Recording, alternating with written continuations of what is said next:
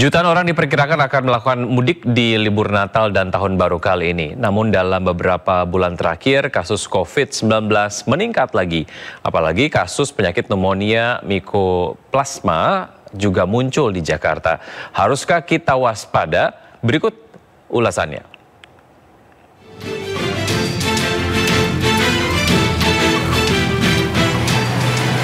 Pemirsa, libur Natal 2023 dan Tahun Baru 2024 sebentar lagi tiba. Diprediksi akan terjadi peningkatan mobilitas jutaan orang dalam libur 2 hari besar tersebut. Namun penyakit COVID-19 dan mikoplasma pneumonia mengintai di libur Natal dan Tahun Baru kali ini. Pemerintah memperkirakan akan ada jutaan orang melakukan mudik di libur Natal dan Tahun Baru kali ini. Apalagi libur Nataru kali ini bertepatan dengan masa libur panjang sekolah yang dimulai pada 16 Desember 2023.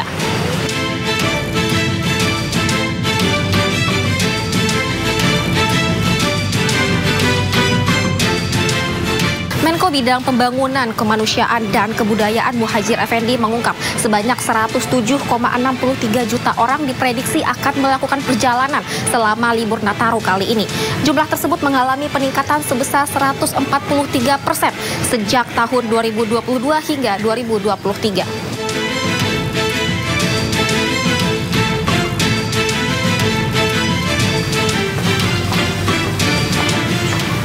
Menko PMK juga menjelaskan puncak arus mudik Natal diprediksi akan terjadi pada tanggal 22 hingga 23 Desember 2023. Lalu untuk puncak arus balik akan terjadi pada tanggal 26 hingga 27 Desember 2023. Sementara itu untuk puncak arus mudik Tahun Baru diprediksi akan terjadi pada tanggal 29 hingga 30 Desember 2023. Lalu untuk puncak arus balik akan terjadi pada tanggal 1 hingga 2 Januari 2024.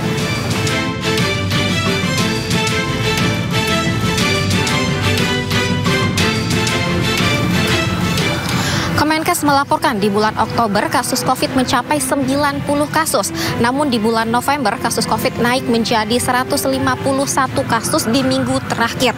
Lalu di bulan Desember kasus COVID mengalami peningkatan sebesar 80%, naik menjadi 267 kasus yang awal mulanya 30 hingga 40 kasus per minggunya. Dinas Kesehatan DKI Jakarta juga mengungkap sebanyak 2 orang positif COVID meninggal dunia.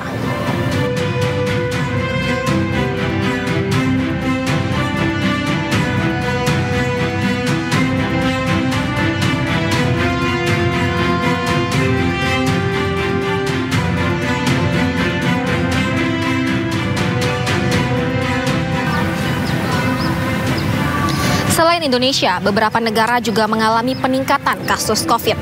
Singapura menjadi negara di Asia Tenggara yang mengalami peningkatan COVID paling besar, yakni 22.094 kasus. Sementara Malaysia mencapai 1.636 kasus dan Filipina mencapai 1.340 kasus.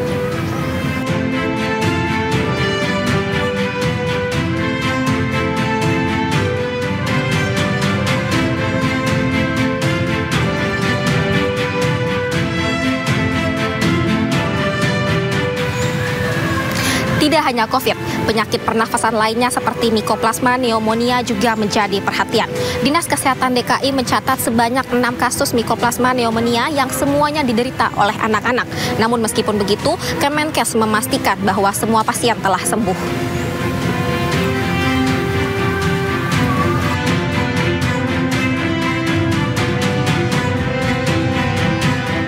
Mikoplasma pneumonia sebelumnya melanda Cina Utara, sejenis bakteri yang sering kali menjadi penyebab penyakit pernafasan ringan.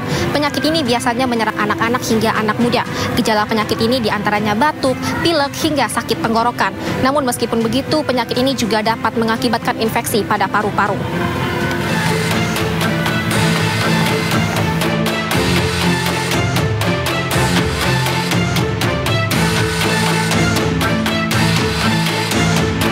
Ibu, ini supaya kita tidak terlalu mengulur-ngulur waktu, mungkin kita bisa lanjut saja ya Bu ya? Ya lanjut, ayo. Perihal meningkatnya kasus COVID belakangan ini Bu di masa libur Nataru tentunya juga ya Bu ya. Dan kemudian juga ini kan ada kasus penyakit pernafasan lain seperti mikoplasma pneumonia juga yang menjadi kekhawatiran juga bagi warga tentunya gitu ya Bu ya. Nah, terkait kasus ini Bu, apakah sebenarnya kedua kasus ini perlu menjadi kewaspadaan ataupun juga kekhawatiran bagi warga Bu? Seperti apa Bu tanggapan Bu Nadia?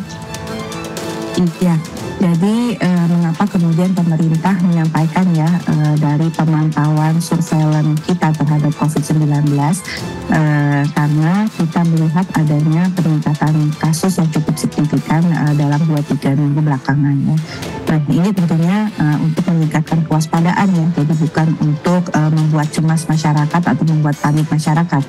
Tapi kita tahu bahwa setelah pandemi COVID dicabut, artinya kita akan hidup bersama COVID-19 dan kita tahu bahwa COVID masih bisa menularkan dan membuat kita sakit. Oleh karena itu perlu terus kita sampaikan kepada masyarakat untuk bisa mengambil langkah-langkah untuk menjaga dirinya sendiri dan keluarganya untuk tetap sehat.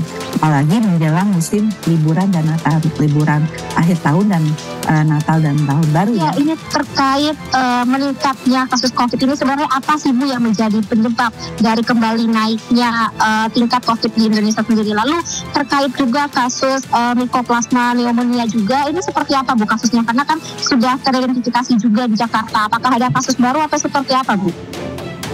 Iya, jadi penyebab utama daripada meningkatnya atau terjadinya peningkatan kasus COVID-19 itu selalu karena ada subvarian baru. Jadi karena memang kalau ada subvarian baru, mutasi dari virus COVID-19 kan tubuh kita atau sistem kekebalan imunitas kita kan berusaha mengenali dan berusaha melawan.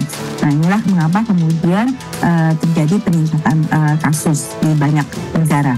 Nah tadi setidaknya ada 3 ya yang menjadi perhatian kita khususnya di Indonesia ya mengenai subvarian yang di naik level ya. Tadinya dia hanya under monitoring, kemudian dia menjadi varian of interest, yaitu XBB.1.5 yang memang sudah ada di Indonesia, EG5 yang sudah ada di Indonesia juga. Pneumonia itu adalah infeksi saluran pernafasan akut yang mengenai paru-paru.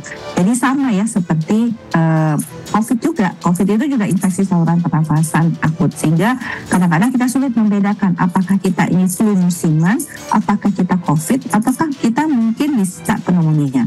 Hanya pneumonia Mycoplasma memang kalau kita lihat mengapa menjadi kewaspadaan karena jumlah kasus yang cukup tinggi menginfeksi anak-anak di bawah usia 5 tahun. Jadi resikonya itu bisa 5 kali lebih tinggi dibandingkan dengan kelompok usia lainnya. Oleh karena itu menjadi kewaspadaan kita. Oke, baik Bu Nadia. Bu Nadia, terima kasih sekali sudah memberikan informasi dan meluangkan waktunya untuk saya tanya terkait perihal COVID dan juga kasus Mycoplasma pneumonia ini gitu. Kementerian Perhubungan menyatakan jumlah warga yang akan mudik di libur Natal dan Tahun Baru ini akan lebih banyak dari tahun lalu. Namun Kemenhub menyatakan belum ada aturan yang mengatur perjalanan maupun pergerakan masyarakat saat musim libur Natal 2023 dan Tahun Baru 2024. Menurut Kemenhub, semua peraturan di angkutan umum masih bersifat himbauan dan belum ada protokol khusus untuk para pelaku perjalanan. Jadi kalau dilihat dari hasil survei yang sudah dilaksanakan oleh Kementerian Perhubungan, dilaksanakan beberapa bulan yang lalu, itu kita mendapatkan hasil bahwa potensi pergerakan masyarakat ini mencapai 39,83% dari total populasi atau senilai 107,63 juta. Jadi sebanyak inilah masyarakat yang akan melakukan perjalanan selama Nataru, dan ini naik 143% jika dibandingkan Nataru tahun lalu. Ya, mungkin pertanyaan teman-teman udah banyak masuk ke saya juga, apakah ada protokol baru di transportasi? Saya jawab, belum ada.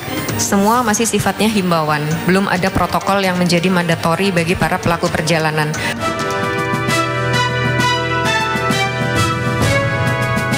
Mbak Aulia, ini terkait meningkatnya kasus COVID di Indonesia belakangan ini, apakah Mbak Aulia sendiri sudah mengetahui Mbak terkait hal ini? Tentunya menjadi kekhawatiran karena kita harus menjaga protokol kesehatan lagi, di mana sudah beberapa bulan atau mungkin setahun lebih sudah lepas dari protokol kesehatan, jadi mungkin agak lebih harus aware lagi terhadap itu. Oke, Mbak, ini kan meningkatnya kasus COVID juga bertepatan di libur Nataru dan juga libur panjang sekolah. Nah, apakah hal ini juga mengganggu masa liburan atau bagaimana, Mbak? Iya, mengganggu. Jadi aktivitas di luar maupun keluar kota bekerja jadi sangat terhambat, apalagi masker juga sudah harus digunakan lagi, antigen keluar kota juga harus di persyaratan untuk keluar kota. Terima kasih Mbak Nisa, selamat kembali beraktivitas kembali ya Mbak. Kemenkes mencatat terjadi kenaikan COVID di Indonesia hingga 80%. Tak hanya itu, kasus Mycoplasma pneumonia juga telah teridentifikasi terjadi di Jakarta. Masyarakat diharapkan untuk tetap menjaga kesehatan, apalagi di momen saat ini di mana masyarakat berkumpul dan berkerumun di tempat liburan. Tetap sehat dan tetap semangat.